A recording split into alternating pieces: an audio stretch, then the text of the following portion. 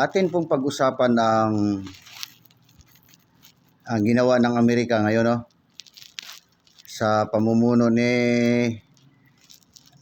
Donald Trump administrasyon, no? Kung kayo may intindi talaga sa GDP at may intindi sa kalakalan World Center, maiisip nyo hindi maganda ang ginagawa ngayon ni Trump, no? Kung kayo ay magamat alam niyo to, kaya lang mga vlogger kayo kasi na mga galit sa China. One side kasi kayo, no? Ang ginagawa ni Trump ngayon, lalo lang niyang binagsak at pinahirapan ang ekonomiya ng Amerika. Sino bang maghihirap sa desisyon na ito? Di ba sila lang din? Paano yung maliliit na mga Amerikano na nakatira sa lugar nila, sa bansa nila? Dahil dito sa taripa na itong nawalang di malang binabasihan, no? Bagamat pala ito si Trump, napakarami ng negosyo, halos maraming negosyo din to sa bansa nila, Amerika, no? Pero halos lahat pala ito nalulugi na, no? Na-research natin. Mag-research tayo, no, bago dumaldal dito, no? Dito sa platform ng YouTube na ito. Magre-research tayo, no? Kaya naman pala, bagamat sabi ng ibang mga businessman, tycoon sa Amerika, magamat si Trump marami talagang negosyo, pero mas marami ang nalulugi rito. Kaya nagtataka ang mga negosyante sa mga icon businessman, mga tycoon business sa Amerika, kung bakit ginawa ito ni Trump. Nawala siyang kalam-alam ng economic GDP ng isang bansa, no?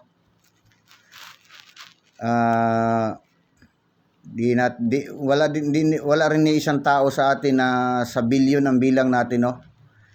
Mahigit 8 bilyon ang bilang sa buong mundo, no? Wala ni isang mag-speculate sa ating mga sarili, no? Walang pwedeng diktahan, walang nakakaalam kung anong iniisip natin, no? Panginoong Diyos lang na 'yon. Nakakaalam nito, no? Di ba? Yan ang ginagawa ngayon ng Amerika. Mas lalong nahihirapan ng economic nila dito. Kasi alam mo ba kung bakit? Marami nang mag-aalisan dito sa taripa na yan. Dahil ang kalakalan nga dapat patas. Kung ano mang taripa na ipapataw ng Amerika, yun din ang taripang ipapataw ngayon ng China. O bakit? Sa palagay nyo ba, Amerika lang ang mayaman?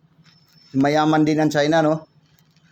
At saka yung sikretong mga bansang nagsusuporta dito, no? Dubai, Saudi Arabia, Egypt, South Africa, Pakistan, India. Sikreto lang ito. Kung matutuloy nila yung BRICS. Yung BRICS na yon ang currency dollar, ay yung kapantay ng US dollar, yung currency. Ito ay hindi nito ibabalita. Sikreto itong i-improve nila, no? Panglaban dito sa dolyar. Kasi ang BRICS, Russia, ano na yung Brazil, Russia, India. Yan ang mga original na yan ang primer nung BRICS, no? BRICS dollar. Yun ang ngayon. Sikreto rito, India, South Korea, tsaka China, no? 5 bansa sila. Pero ang may sikreto rito, nasa ayon dito sa Asia, Indonesia, Brunei, ano pa, Laos, Cambodia, Thailand, di ko lang alam kung sasali yung Vietnam, no? At saka Singapore. Pilipinas, hindi sasali yan. Ngayon, kayong mga nagdadakdak dyan, mga nasa TV channel na mga sikat na rito, dito sa YouTube, talagang nililigaw lang yung mga tao niya, you know? Kasi influencer na kayo rito eh. Siyempre papaniwalaan kayo ng mga tao. Depende rin. Depende. Hindi yun lahat. Depende na lang yan sa tao. Kasi ako hindi naniniwala sa inyo eh. 2 linggo lang, 3 linggo, nagdesisyon si Trump na taripa. Tapos sasabihin nyo, bumagsak na kaagad yung China. Ha? Bumagsak na kaagad yung China? Lupit nyo, no? Mag-research kayo. Oh. Mag-research kayo na nako. Tapos sasabihin nyo, bumagsak na kaagad. Ang tindi nyo, no? Taon pa ang binibilang rito bago malalaman kung bumagsak. Oh. Sa pinataw ngayon ng taripa ng Trump administrasyon, sinong maghihirap? China ba? Hindi maghihirap ang China. Sa buong mundo, sila ang pinakamataas ng GDP economic ngayon na hindi lang tinatanggap, hindi matanggap ng Amerika. At saka nakalagay pa rin sa record nila, sila Amerika pa rin daw ang nangunguna. Talaga lang ha. Mabubudol nyo talaga yung walang alam, no? Pero Yusip,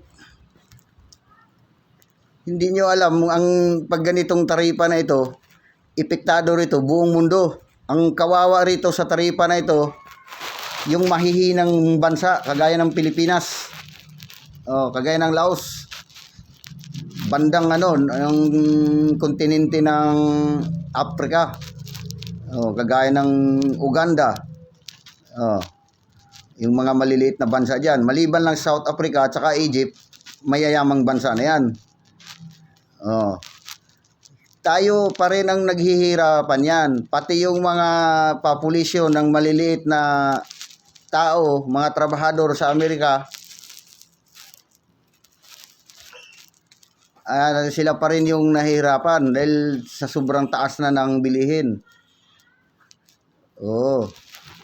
Kaya huwag niyo sabihin na bumagsak na agad yung China, no? Ako, hindi naman ako pro-China. Hindi rin ako, kaya lang simula pa bata ko, bumubuhay sa akin, tira na ng China, no? Tumanaw lang tayo ng utang na loob, no? At saka tumanggal tayo ng realidad, no? Ngayon, itatanong ko sa inyo mga vlogger, yung mga nasa YouTube ngayon, yung nagsasalita nito na bumagsak na ang China. Sino ba sa history ng buong Pilipinas, panahon ng World War II o panahon pa ng Kastila, ang tumulong sa himagsikang Pilipino? Di ba China? Sa buong mundo, sino ang pinakamaraming pinatay? Di ba Amerika? Di ba Hapones? Nakarinig ka ba ng China? Tinutulungan tayo ng China. China ang nagsisibilize dito sa mga Pilipino na walang alam, kagaya ng mga Aita, mga Nitibo. Tapos ngayon, natututo na tayo, nagdudunong-dunungan na tayo. Ang kalagayan nga nating mga Pilipino, ilangaw. Pag nakapatong sa kalabaw, gusto na rin maging kalabaw. Kakahiya naman, no? Hindi ko masabi na ako'y proud isang Pilipino. Pero Pilipino rin ako. Kaya lang, mahirap man tanggapin, Pilipino talaga ako. Kaya lang hindi ko sinasang-ayunan ang lahat ng mga kabulastugan itong mga nagpapakalat ng fake news dito sa social media, dito sa platform ng YouTube. Yan ang di ko maaatim, no? Kung bakit sila napapayagan ng ganito, no? Tapos hindi nagpapakita ng mukha ng mga yan.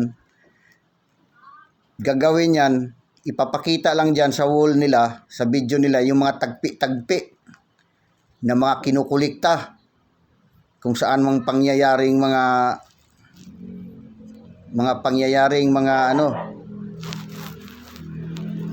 saang lugar na nangyayari yung video na yun, tinatagpi-tagpi yun.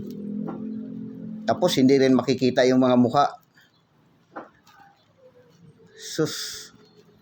Kaya kung ako sa inyo, bawas-bawasan nyo na yung mga kasinungalingan nyo na yan, no? Kasi yung karamihan namang followers din ninyo, yung mga maliliit ng mga content creator dito sa platform ng YouTube. Kasi nagbabaka sakali na tumaas din yung viewers. Pag ganyan kasi nagmumukha tayong patay gutom, no? Kaya hindi ako sang-ayon sa mga pinagsasabi ng mga ito. One side yung mga pinagagawa nyo eh. Kita nyo ng Amerika, hindi nga matanggap-tanggap yung economic nila ngayon. Na side na. Paano pa kung umalis na itong Saudi Arabia? Malamang pa itong yung isa sa pinakamalaking stock market ng barrels, produkto ng langis, Venezuela, Mexico. Sasali na agad sa BRICS yan. Ngayon, ang dami ngayong nagrereklamong malalaking negosyante sa Amerika ngayon, sa ginawa ni Trump ngayon. Dahil maapektuhan nga rin sila. Dahil palitan nga tayo, kaya naintindihan nyo ba kung anong ibig sabihin ng trade? World trade? Naintindihan nyo ba yon? Hindi lang isa ang aangat dito. Kailangan lahat aangat. Kung babagsak, lahat din babagsak. Walang isang bansang mananatiling nakatayo rito. Para lang binagsakan ka ng nuclear bomb yan. Pambihira kayo. Gumising na kayo. Kung walang magsasalita rito eh. Itong mga vlogger na ito, itong mga TV channel na ito, namimihasa na ito eh. Kung tama yung ginawa ni Trump, kayo ba'y makapag-isip na magrereklamo pa itong mga malalaking negosyante sa Amerika? Kaya nga yung iPhone eh. Akala mo ba yung iPhone ginawa yan sa Amerika? Akala mo ba doon ginagawa yan? Ay napakamahal ang libur doon. Ginagawa ngayon yan nasa China. Tapos sabihin itong mga bugok na mga vlogger na ito, nag-aalisan na raw itong mga ito. Mag-aalisan ba basta-basta yan? Kaya yan ang sinasabi ko sa inyo eh. Kayo, magre-research kayo. Habaan at lawakan ng pag-iisip nyo. Hindi yung iniisip nyo lang kasi bayad kayo kung sinong nagbayad sa inyo. Dahil halatang troll kayo. Dahil yung mga ini-edit nyo yung mga video, pinagtagpi-tagpi nyo para paniwalaan ng mga taong mahihina ang kukuti. Ngayon, paano mo sasabihin ngayon yan?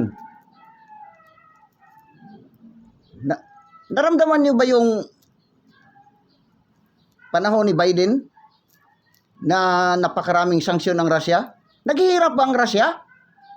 Hindi naghihirap ang Russia. Ang naghihirap tayong mga Pilipino. Dahil itong mga oligarkong mga mapagsamantala, sasabihin, dahil may gira sa Ukraine at saka Russia, may gira sa gitnang silangan sa Israel, at saka sa Palestine. Sino bang niluloko nitong mga ito? Sino mga tinatarantado nito? Di bang maniniwala dito yung mga loko-loko lang din? Sinong naghihirap dito? Di ba nahirapan ng Europa? Na pinutol mismo na ng Russia yung gas na, di ba pinadugtong ulit? Wala kayong alam, mga bugok. Kasi hirap na hirap yung Europe. Kasi wala talaga silang pinakamataas ng gas talaga pinagalingan nila. Crudo, yung petrolyo, galing talagang Russia. Nahirapan ba sila? Ano ngayon nangyari sa Amerika ng mga sanksyon nila? Di ba nahirapan yung, buti nga kamo sa Amerika, napakamura ang bilihin ng pagkain. Paano naman yung ibang bilihin? Paano yung ibang bilihin? Kaya huwag kayong magpatanga-tanga rito tapos sasabihin nyo, akala nyo, itong mga vlogger na to, nakilala ko to kung saan mga nanggagaling probinsya ito eh. Natutulog nga yata sa tulay yung iba nito eh. Natuto lang mag-edit eh. Akala mo kung sinong marunong na rin eh. Sinong maniniwala dyan sa mga edited nyo? Kasi kung totoo kayo, magpakita kayo ng mukha dito. Hindi kayo nagtatago, puro lang kayo daldal, no? May nangyayari ba ng sanksyon? Sanksyon ng Amerika? Walang nangyayari sa Russia. Tuloy-tuloy pa rin ang economic nila. Bakit? Amerika lang ba ang kasangga ng Russia? Napakarami ah. Hindi mo lang alam, sikretong kasangga niyan, nasa Middle East, no? China. Oh. Ang hirap lang kasi natin, no? Sa Amerika kasi, hindi kasi alam, siguro alam ng iba to dahil bayad ka nga, hindi mo to sasabihin. Sa Amerika kasi, hirap na ang economic din. Kasi nga, ang ibang ang mga malalaking businessman doon, ginagawa nila doon sa Amerika, ano na lang, props, yung parang, kumbaga, kunyari, may opisina doon. Pero ang pinaka-factory talaga sa buong mundo, nasa China na ngayon. Nandun, Vietnam, Thailand, Indonesia, kita mo napakaunlad. Walang pupunta sa Pilipinas. Alam niyo na yung kung bakit ayaw nilang pumunta ng Pilipinas. Baka nung panahon ni Pangulong Duterte. Pero ngayon wala.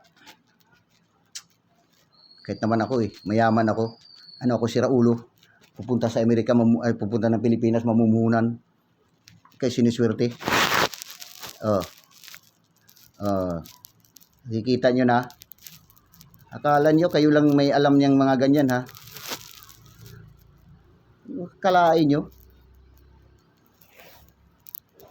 Sasabihin yung ganyan, babagsak ka agad. Anong babagsak? Pilipinas ang kawawa. Sabihin agad ng mga negosyante.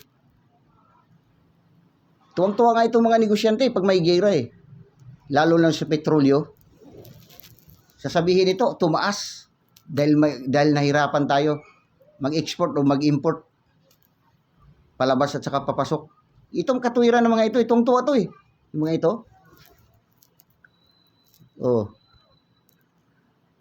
Tuwang-tuwa sila kung paano sila may digmaan. Dasal pa nga sila siguro ng dasal na magtagal pa yung digmaan sa para may kakatuwiran sila para tumaas yung petrolyo dito sa atin sa Pilipinas Tuwang-tuwa pa yan Kagaya ng digmaan ng Israel. Lalo nga yung kumalat, pinagtulong-tulungan. Tuwang-tuwa yung mga yan. Akala mo nalulungkot yung mga yan. Yan. Tangina, tayo nga. Akala itong mga ito Ayun, nagpapakalat dito Ito yung Alvin TV Gazebo TV, Breaking News, Jibara PH, Times Now, Kaalam TV, Pulo TV, Historiador, Pinoy Mystery Channel. Sa sunod na yung binting channel na nandito. Yan, lagi yan. Parang nag-uusap-usap lang yan Parang nagpapalit-palitan lang ng video. Pero iba-iba yung audio na ginamit. Pakawalang hiya nyo. Sa buong history dito sa Pilipinas, wala pa yung mga Kastila. Insik na yung nandito. Sino bang tumulong sa mga ninuno natin? Kastila ba? Pinahirapan tayo ng Kastila. Tinutulungan tayo ng insik. Yung mga himagsikan na yun. Sa panahon ng Kastila na yun. May history record ba ang China na pinatay na ng pakaraming Pilipino? Wala, di ba? O sino mas maraming pinatay? Kastila, Portuguese, Great Britain, France. Kasi mga imperyo yan sila Dumayo rin yan dito Japanese. Pero China tumutulong sa atin. Sa mga himagsikang leader noon. Pero anong sinasabi ng China? Napakawalang hiya yung Pilipino, mga traidor. Sino bang mga nagsusumbong noon? Sinong nagsusumbong kay Aguinaldo? Sinong nagsusumbong kay Juan Luna? Di ba Pilipino rin? Kaya ang laki ng dismaya ng mga Chinese sa ugali natin Kaya noon pa naman, hindi tayo pinagkakatiwalaan. Hindi ko naman nila lahat.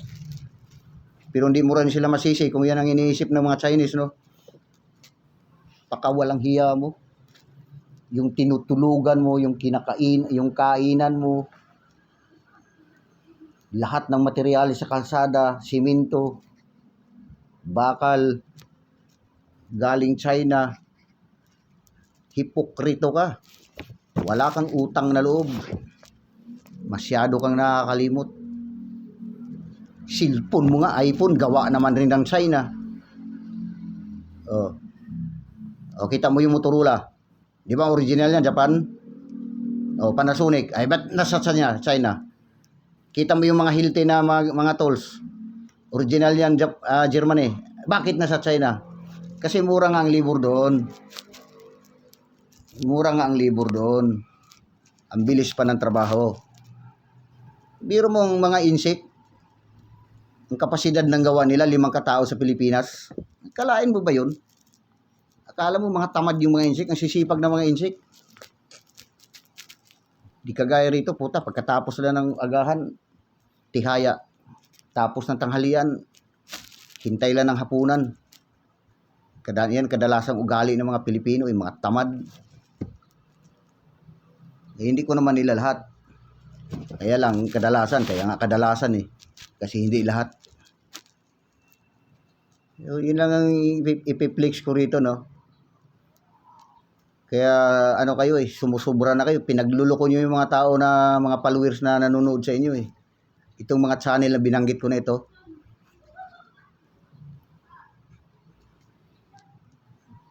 Ayun lang guys, no? Next video ulit, no? Magandang araw po sa inyong lahat, sa mga nanonood.